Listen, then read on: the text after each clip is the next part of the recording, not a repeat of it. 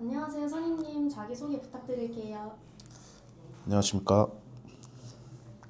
저는 지니언스에서 고회사에서 발생하는 침해 사고 분석과 그리고 자사 솔루션의 취약점 분석까지도 진행하고 있는 지니언스의 백은광입니다.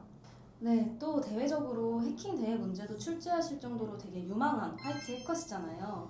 그래서 오늘은 선임님과 함께 홈캠을 한번 해킹해 보려고 합니다.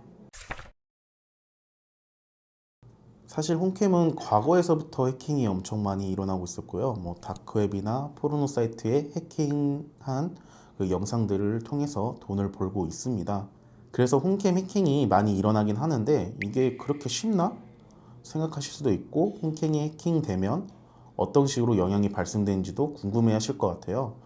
그래서 오늘은 실제로 홈캠을 해킹을 하는 것을 시연해 드리고, 어떻게 하면 안전수칙을 지켜가면서 안전하게 사용할 수 있는지에 대해서 알아보도록 하겠습니다. 보통 해킹이라 하면 떠올리는 게 해커들이 이제 앞에서 분석하고 취약점 코드를 짜는 모습을 생각하시잖아요.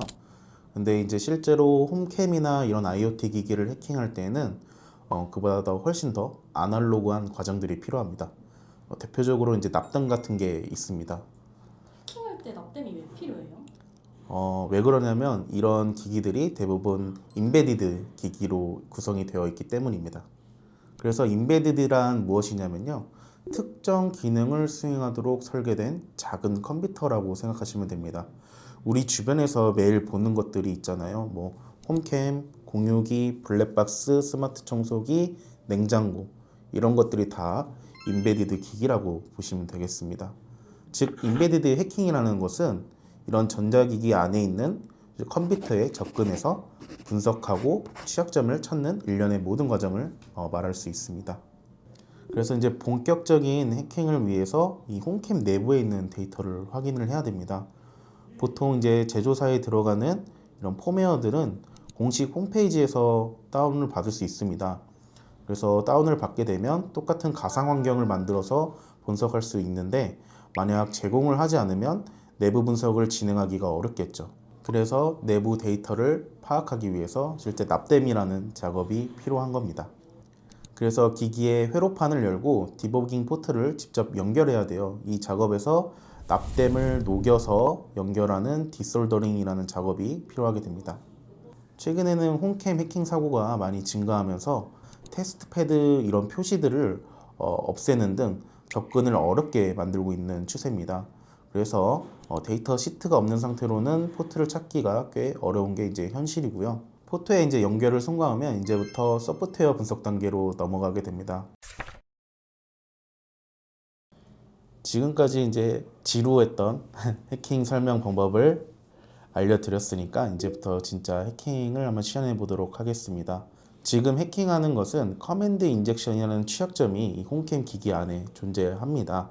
이 커맨드 인젝션은 간단하게 말해서 홈캠한테 제가 명령을 내릴 수 있는 거예요. 그래서 홈캠에서는 인가된 사람만 동영상 정보를 볼 수 있는데, 제가 이 커맨드 인젝션이라는 취약점을 통해서 동영상 정보를 탈취를 한번 해볼 겁니다. 근데 말만 들어도 벌써 어려운 것 같아요. 죄송합니다.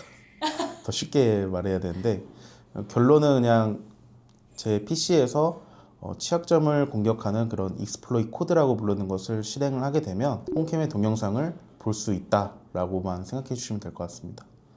그럼 한번 실제로 시연 가능하실까요? 네네. 지금 보시는 화면은 디버깅 포트를 홈캠에 연결한 상태에서 홈캠이 켜지는 과정을 확인할 수 있는 부분입니다. 지금 화면을 보면 오토 부팅이라는 문구가 보입니다.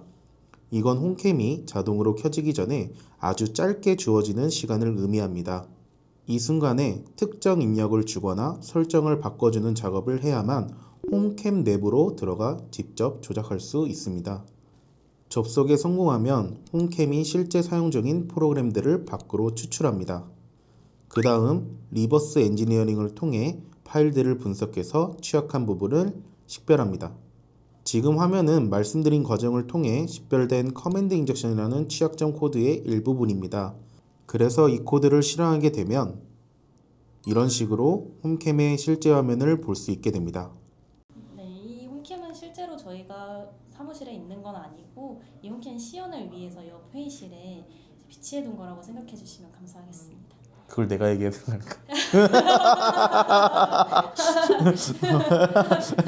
근데 이거 만약에 좌우상으로 움직이고 싶으면 움직일 수가 있나요, 카메라를? 네, 움직일 수 있습니다. 움직일 수 있는데 저는 거기까지 분석을 하진 않았습니다. 오, 네. 일단 그러면 가능은 한 거죠. 네, 가능은 하죠.